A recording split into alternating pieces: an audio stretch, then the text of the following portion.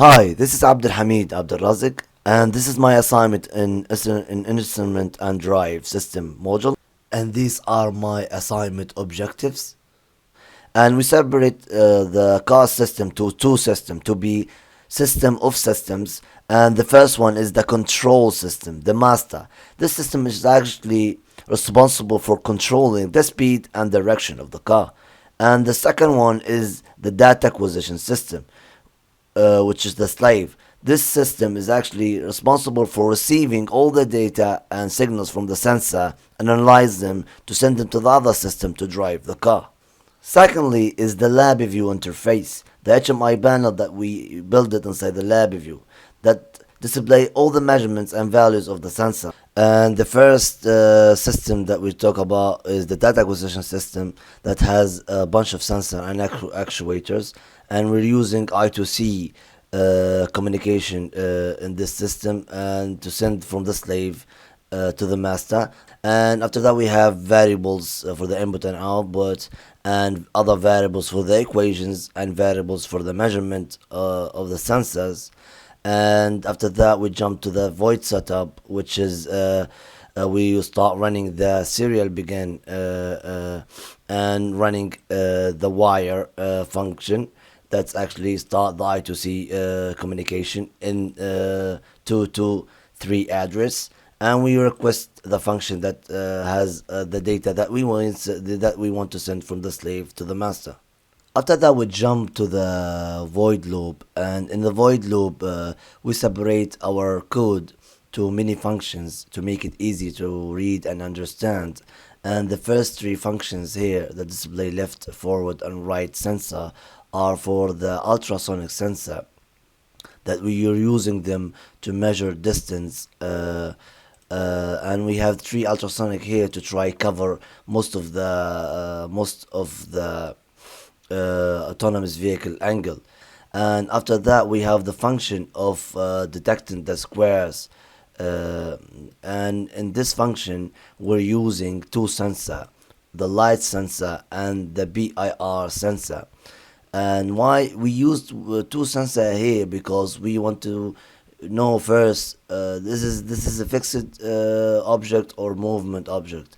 And once the light sensor detects an object, but we don't know is it movement or fixed object, we can know that by the motion sensor. Once the motion sensor detects movement object, if the LDR is triggered, so we know this is actually squares, not a tree or something else. We used the four sensor here of BIR motion sensor because we want to detect for squares in all the angles of the autonomous vehicle, and we detect as many squares as we want.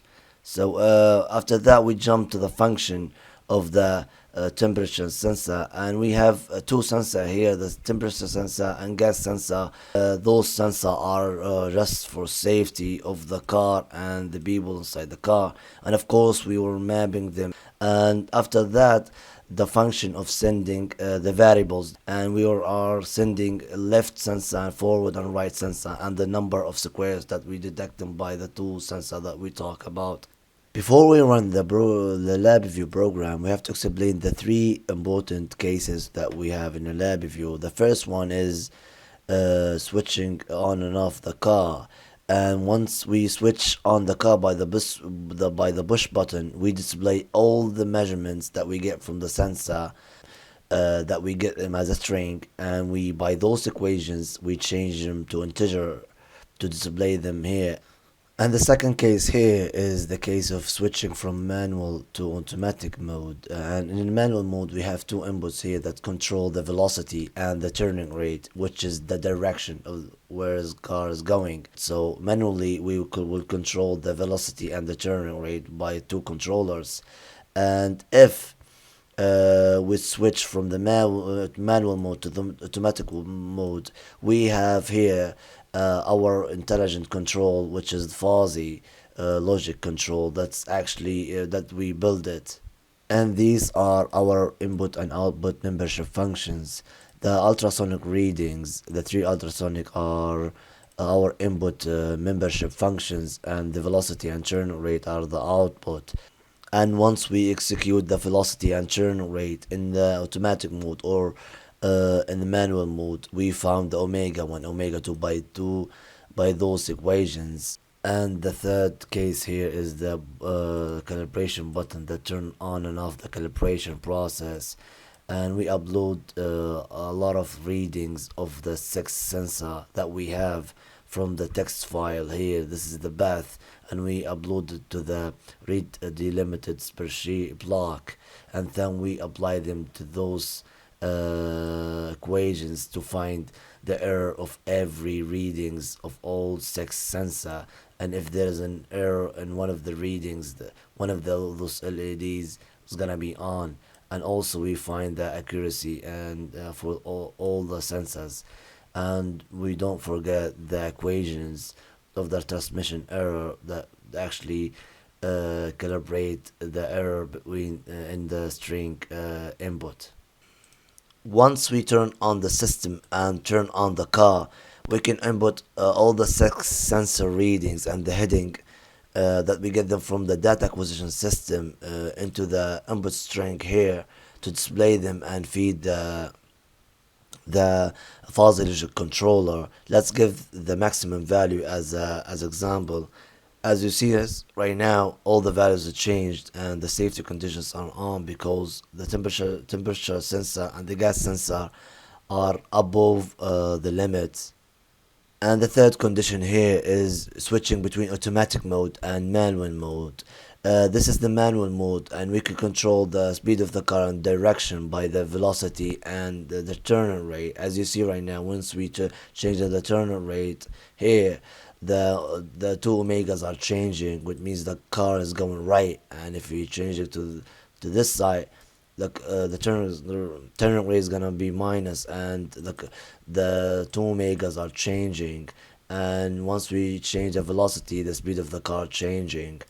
And if we switch to the automatic mode, depending on the ultrasonic sensor, the car will drive itself intelligently. If we give FCT, the value of left and forward and right sensor of the ultrasonic, we will see that the car is going right, and we have different omegas here and value of turn rate because we have more distance in the right. And if we give it like ZBM as example, the car will go left and the turn rate is minus, and the omega 1 omega 2 are different from each other.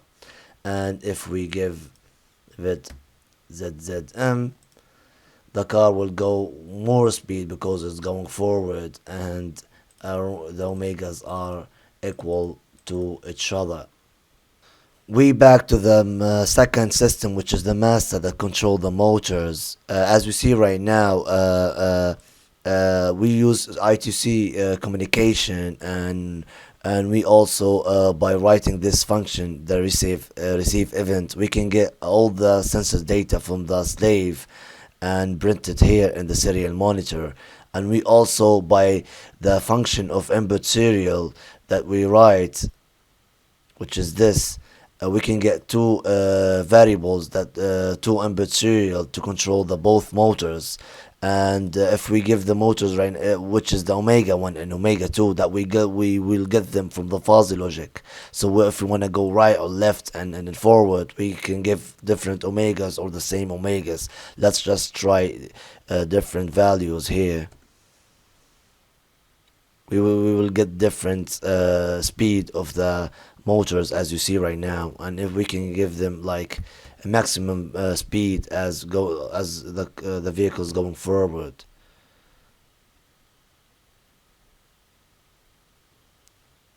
Last thing is the interrupt, the bumper switch. Once the car do an accident, we have to stop the car and we stop the motors. And once we press the switch that we have here to activate the interrupt, all the motors are going to be off, as we see right now. For more optimization, we designed two another systems. One has a magnetometer and the other one has a BID controller for the both motors. So the magnetometer here is connected to the other Arduino in I2C communication to control the direction of the motors. So we can input omega 1, omega 2 by the same input serial function that we used in previous system, and then the BID will balance the speed of the motors, and the magnetometers here, if we change it, the car will actually change its directions.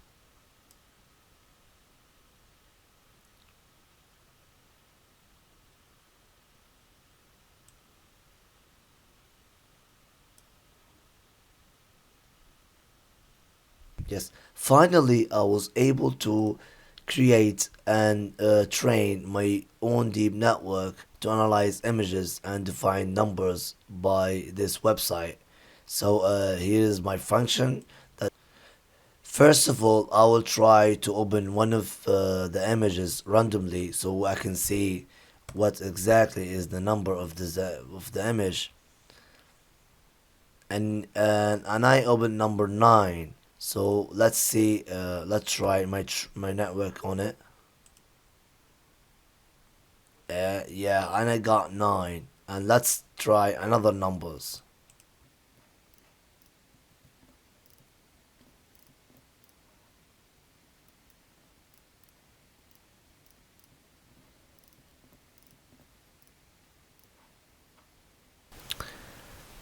And here is my practical work. Unfortunately, I couldn't finish it on time.